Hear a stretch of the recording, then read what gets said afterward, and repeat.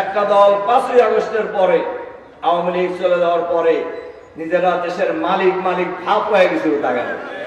এরা আগে ক্ষমতায় ছিল না, দুর্নীতিতে কয়বার চ্যাম্পিয়ন হয়েছে? 5 বার। এর নমুনা কিছু দেখাইছে না? চাঁদাবাজি থেকে শুরু করে বালু খাওয়া, পাথর খাওয়া সব শেষ। কোনো বাকি আছে? আবার যদি তারা ক্ষমতায় যায় দেশের মাটি সহ খেয়ে ফেলবে তারা। এক নেতা আগে বলছিলেন কেউ যেন জামাতের লোকদেরকে মসজিদ মাদ্রাসায় ইমাম মুয়াজ্জিন না রাখে। তার কথা কেউ শুনছে? বলেন শুনছে কিনা? একটা মসজিদের ইমাম পরিবর্তন হয়েছে, মুয়াজ্জিন পরিবর্তন হয়েছে। আপনি তো তখনই আপনার ওজন করা দরকার ছিল যে আপনার কথায় একটা পাতাও নড়ে না। বোঝা দরকার ছিল আপনার। সংগ্রামী ভাই এবং বন্ধুগণ, উনি নাকি জিভা কেটে দেন, উনি মানুষকে মারবেন। আচ্ছা ভাই, এতই যে পারেন, জুলাই বিপ্লবের সময় আপনি কোন জায়গায় ছিলেন?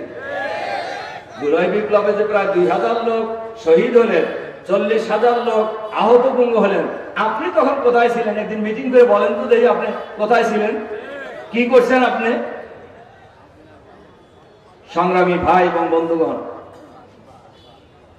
আমি আপনাদের কাছে আহ্বান জানাতে চাই, তাদেরকেও বলতে চাই, জামাতকে কি ভয় দেখায় লাভ হবে? জামাত ইসলামীর আমির এই পাবনার কৃতি সন্তান,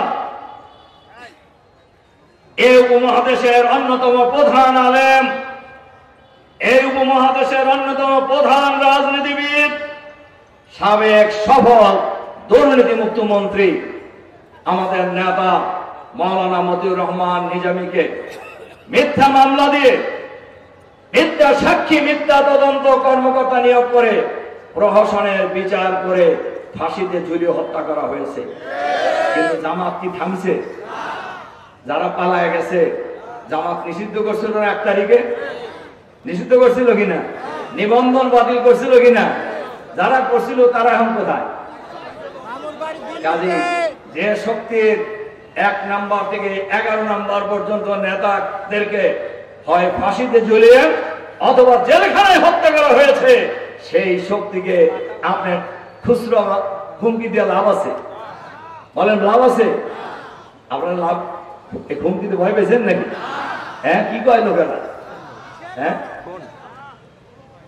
জামাত ইসলামীকে এই ভয় দেখায় লাভ নাই, এই দম্ভ জম্প করে লাভ নাই।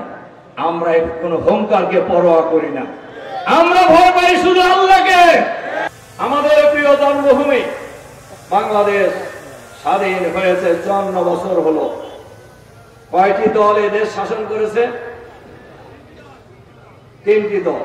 ভালো করে শুনে যান, 3টি দল যারা দেশ স্বাধীনতার পরে ক্ষমতায় ছিলেন, তারাই কয়েকদিন আগে যে পালিয়ে গেলেন।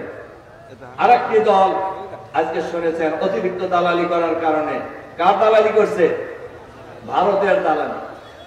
ভারতের দালালি করার কারণে তারা নিজেরাই বিলুপ্ত হয়ে গেছে। 3টার মধ্যে 2টা গেলে আর কয়টা থাকে? হ্যাঁ, এত আস্তে মনে হয় বালি খাইছে, কয়টা থাকে? আর একটা। এরা আগে ক্ষমতায় ছিল না, দুর্নীতিতে কয়বার চ্যাম্পিয়ন হয়েছে? 5 বার। এর নমুনা কিছু দেখাইছে না? দেখাইছে কিনা? চাঁদাবাজি থেকে শুরু করে বালু খাওয়া, পাথর খাওয়া সব শেষ। কোনো বাকি আছে? আবার যদি তারা ক্ষমতায় যায় আর কি খাবে? দেশের মাটি সহ খেয়ে ফেলবে তারা। এ কারণে এই বাংলাদেশে সব লোকের শাসন দরকার, যার কারণে বাংলাদেশের গ্রামে গঞ্জে, শহরে, নগরে, বন্দরে, রাষ্ট্রদল থেকে সচিবালয়ে সর্বত্রই নতুন স্লোগান উঠেছে।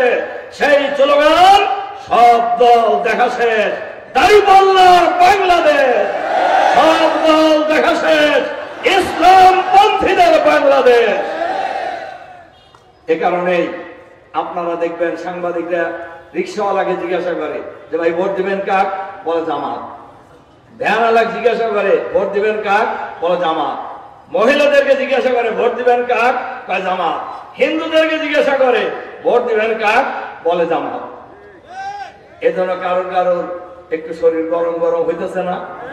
বলেন হইতেছে কিনা? একটা দল, ভালো করে শুনে যান, একটা দল 5ই আগস্টের পরে আওয়ামী লীগ চলে যাওয়ার পরে নিজেরা দেশের মালিক মালিক ভাব হয়ে গেছিল তাগারে। তারা মনে করছিলেন যে তারাই এখন দেশের মালিক, সুতরাং মালিক হিসাবে যা খুশি তাই তারা করেছে। কিন্তু বাংলাদেশ কি ওই জায়গায় আছে? আমরা বলি আল্লাহ তাআলা যদি আমাদেরকে এই দেশ পরিচালনার সুযোগ দেন তাহলে আমরা রাজা হব না, জনগণকে আমরা প্রজা বানাবো না, আমরা হব বাংলাদেশের জনগণের সেবক, আর জনগণ হবে আমাদের ভাই এবং বন্ধু।